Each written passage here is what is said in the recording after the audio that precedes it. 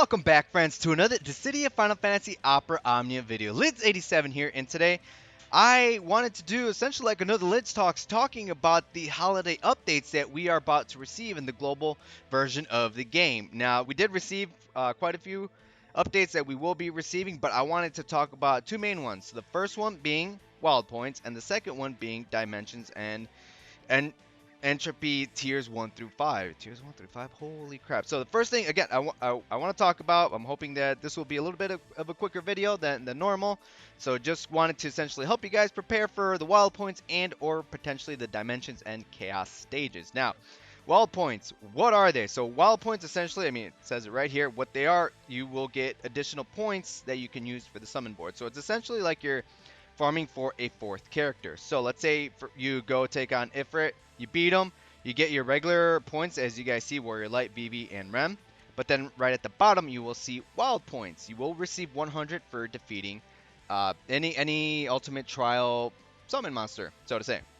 And after you collect these wild points, any character can use these wild points on their summon boards. Now let me show you the process. Actually, I have it set up over on my JP account. So for example, so this is what it'll look like. So the top one, right, the 0, that's actually how many summon points that character has for that board, and the bottom number is the wild points.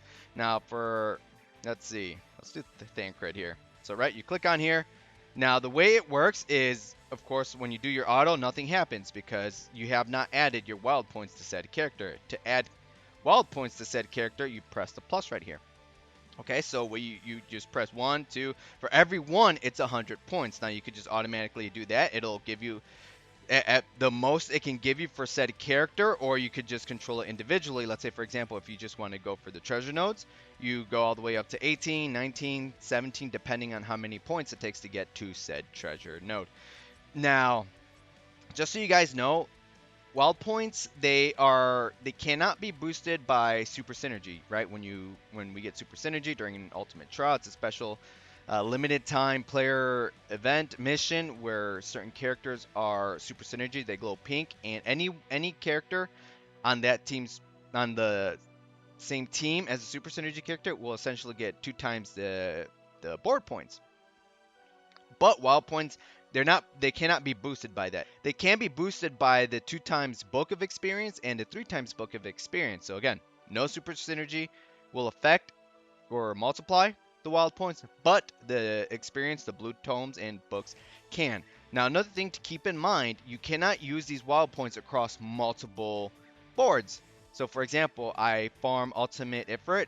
The wild points that I receive for that, I cannot use those wild points for Shiva. I have to go over and farm Shiva and farm wild points for that one to use them on any character. Now, this isn't bad. I don't mind this change. It's still going to be a slow process, but at least there's additional points we can earn to either A, use them for other characters to get treasure nodes just to farm up faster, or B, to farm up a single character faster. So you can essentially earn a certain amount of points, then you can use the wild points to finish off whatever is left. You run out of the book or tome, use the rest of the points to finish up a board. Now, JP did not get this change for quite a bit. I believe it was not until Ultimate Diabolos, which is still a few Ultimate Trials away. Getting this early, it's pretty nice. It's pretty nice. I don't mind it. Again, it will speed up the board grinding process just a little bit faster. I mean, it's 100 points, but who grinds this without the 2 times multipliers, 3 times tones? Let me know in the comments if you do that. Hey, oh my gosh, more props to you. Gosh damn, because that's a heck of a grind. Now there are some quality of life changes later down the line in regards to earning points. Now I'm very curious to see when we will be getting these. Now I'm telling you guys this to essentially prepare you guys for what's to come. Now there should be another quality of life change. Again, JP did not get this much later on, but if we get it early, it is much appreciated. Where they increase the amount of board points you get per when you kill the boss, so to say, during an ultimate trial by 1.5, and then there's a few more changes. You get more points based off of the rank you get. Again, this is all insight later down the line. Spoilers, I mean, I really don't mind about spoilers in regards to this game. Story-wise, no, that's a different story. But in regards to content to come, quality of life changes. So when you rank up, this will essentially add a percentage to how many board points you will farm. So that will also play into a factor. And then we will also get something what's known as a Mog Pass.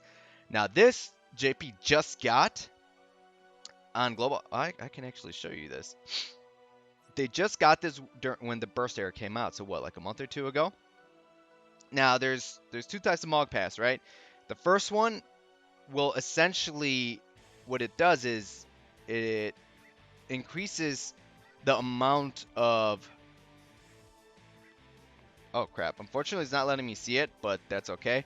So what it does, the first Mog Pass will increase the amount of board points you get by a lot. So if we get this feature a little bit earlier, the basic one, the very first one, it's not that expensive. I mean, if you guys throw money at this game, I think it was like $6. It's like 600 yen, give or take, on JP. For anyone that really doesn't have a lot of time, that this will definitely help speed up the process. So again, these are all quality of life changes that you guys can see later down the line. The second pass we'll talk about another time because it's much more expensive. That's more for whales, and that starts getting into the burst era. That starts getting into the burst era, which we still have quite a bit to go. All right, friends. So let me know if you have any questions about wild points down below in the comments. I try to go over to the best of my ability or whatever I do remember about the wild points, and that's pretty much it in a nutshell. So let's go back and let's talk about, where'd it go? Here we go. So we're getting dimensions and entropy tiers 1 through 5. What?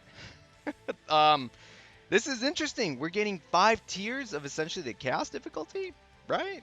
That's terrifying. I love it. I love that we're getting content. But JP, so how this worked over on JP is they got these once a month. So they're probably just throwing all these at us just to give us something to do. I mean, alongside the next Arc 2 Chapter 6, right? But once we do that, I don't know if they will be releasing these once a month or not, or probably just throwing a bunch of them at us. Now, I will be showing you guys this, just the stages, the bosses of, well, there goes Oliver. He just barked because my wife's home. I'm going to show you the stages, right? 1 through 5. Now, keep in mind, because I will throw some resources, or just one main resources at you guys. But that resource, they were at a different point in JP, a little bit further ahead, so they had more characters with the X pluses to use. But let me show you the stages. Now, keep in mind that this is all assumptions. This will come out the following day after I make this video. Dimensions and the chaos difficulty, so to say. So this could potentially change, okay? This is just a guess. We have been seeing what we do have right now, Dimensions End. They're keeping some of the stages are actually similar to what JP got, like for the beta, for example.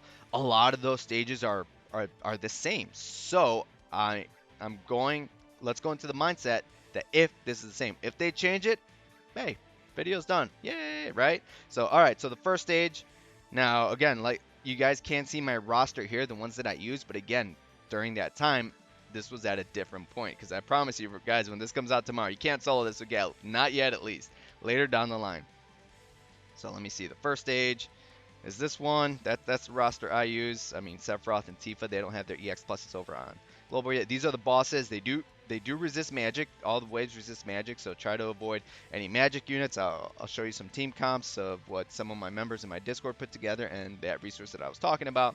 Right, so this is the first one. The bombs are a pain. Oh my gosh, these bombs are a pain. Worry about the big bombs. If you kill off the little bombs, there's one big bomb, 2 little bombs. The little bombs will respawn, so focus on the big one. Watch out when it starts getting very big, right? They work exactly the same thing in Final Fantasy games. The bigger they get, the more damage they will do. They'll explode. Lots of damage coming your way, so try to break it. If you break it when it's at its biggest, it'll shrink back down. These guys together, I mean, the behemoth. I killed the behemoth first during my run because the behemoth is a pain. Just massive imp brave out of nowhere.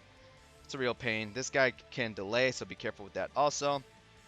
Now, stage 2. Now, this should resist melee and range. So for this one, take your magic units. This one, it's not too bad. I did come back at a much later point in the game just to finish this off with different characters. Think for me, watch out for this guy, right? Because once he does his little stance, he can essentially get massive amounts of brave and almost one-shot your unit. So just watch out for that. Not that bad. Not that bad. 3. Oh my gosh, I hated this one. For me, this was kind of tough. Now there aren't really any resistances here in regards, so you could bring any type of unit, melee, ranged, and or magic. So just be careful with the Tiamat. The Kraken. Oh, the Kraken is a pain. If anything, this mermaid, the mermaid looking chick with the swords in her hand, she was a pain, and the Kraken was a pain for me because the Kraken, out of nowhere, can do essentially like he'll do some kind of like wraparound. He'll get massive amounts of brave and almost try to one-shot your unit. So watch out for that. Now 4 is interesting. So 4, all of these enemies, they resist all kinds of debuffs. They can't be taunted. They frame debuffs don't work. They resist everything. So if they keep that the same over on global, don't depend on units like, for example, like for Sherlotta or anyone that inflicts any form of debuff. It's resisted, and you can't taunt them. Nothing will work. So just bring your strong units. Try to get through this. What was the turn count on this? 135 turn. That's not bad. That's not bad. Careful with these guys. This guy can petrify. So watch out for that. Not bad. We've had this archangel looking thing, and of course this thing. So, and this one can be a pain. Now this one, a lot of players on global were already talking about it. Tier 5, and they're mannequins, but they all resist magic, so melee and ranged. But what you have to look out for is essentially Kate Sith. Who are the main ones I'm looking for? Agrias and Locke. So Kate Sith, just like our Kate Sith, he can do all those wonderful buffs like Cheerful Gift, all that wonderful HP regen. So bring a Dispeller. So the main Dispellers that we have right now on global is Faris with her EX weapon. I mean, I think you can do it without her EX weapon. I believe I might have seen a video. I'm not sure. Don't quote me on that exactly. But of course, the other units were much stronger. But again, different point in JP, so make sure to bring some form of Dispeller to try to get rid of that HP regen, because if not, you're going to have a tough time, because freaking Kate Sith can heal the team, Cypher is a pain, Sid can heal himself up too with his HP plus, so you will be fighting these 3, followed by these 2, Kane and Yang, followed by Onion Knight, Lightning, and Agrias. They're fast. Oh my gosh, Onion Knight and Lightning, they are really fast, so actually, for this run with my solo Gallop, I did summon during this wave with the Lightning, Onion Knight, and Agrias. So for this one, try to burst down Agrias. For here, try to take out Kate Sith. If you can't remove the buffs, if you're going to attempt it without removing any of the buffs, take down the units that apply buffs to the team. Here it was Balthier and Ramza together. I mean, Balthier can steal your buffs, so... In the final wave, Lock-in, of course, he can heal his mannequin ally, Sephiroth, and Orin. So, again, this is if it's the same. Now, let me show you those resources that I was telling you about, right? So, here we go. So, this is, I will leave this down below in the description. Thank you to Lena and her brother, Yaga Misa. Hopefully, this is a female, that's what I'm assuming, Lena.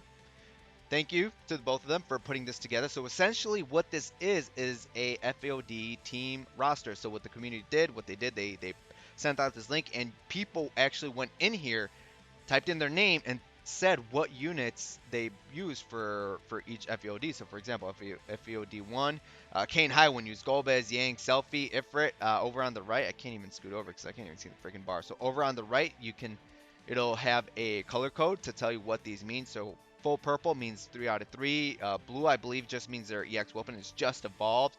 And the units down here, I believe if they don't have a specific color like gold, I believe they're at their base form, 3 out of 3.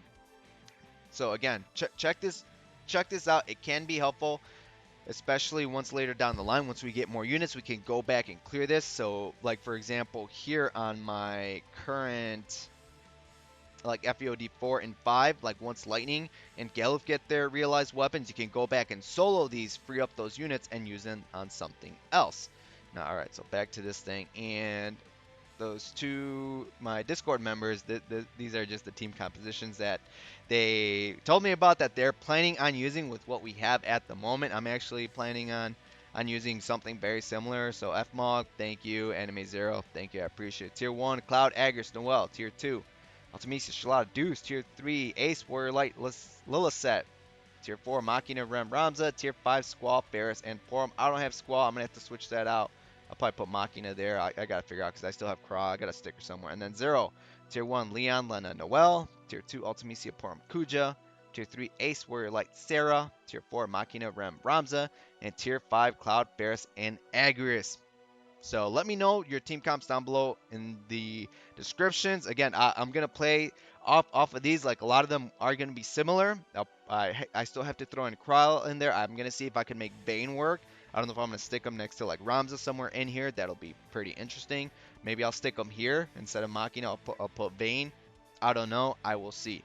Now, some things to keep in mind, friends, is to once we perfect these, we will be getting ingots, right? So essentially we can get enough to get 2 ingots. So we should be getting via these in here missions and via player missions.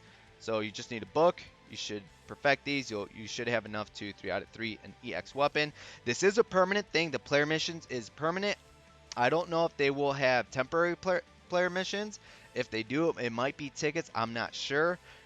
Try to keep up with this because JP later down the line, like much later down the line, once they got to tier 13, they had a temporary 1-month campaign where the higher you got on this tower, so to say, the more gems you got. So if you did like 13, you got like an abundant worth of gems. Don't quote me on this. I don't know if Global will keep this the same, but try to keep up with this, friends. Now, if you're having trouble, don't pressure yourselves. It's okay. Again, this is permanent. It might be frustrating to a lot of players at first because this is chaos difficulty stuff. This is essentially almost end game content, so to say. So it is going to be tough at first, friends. Don't get frustrated. Don't rage quit. You can always come back when you have a stronger team and defeat and the earlier ones. Switch up your teams and use some units on much later tiers of our dimensions and on global. All right, friends, so that is it for this video, friends. Thank you for sticking around. Let me know your overall thoughts on the wild points, on the dimensions end. Do you guys already have a planned roster? Because if you do, I would love to see it because that might actually help me out in putting together my team. I'll probably put something together very similar to Anime Zero's and FMogs Teams that I showed. Thank you guys for showing me your teams, and I don't know if I will be doing videos on them because as I've experienced, chaos stages videos can be a pain to record because sometimes it doesn't work out. It takes me a few tries, but I will see if I can do that. If not, then hey, it is what it is. So again, friends, sound off in the comments and I will leave those resources down below in the description. All right, friends, so until next time, good luck and have a good one.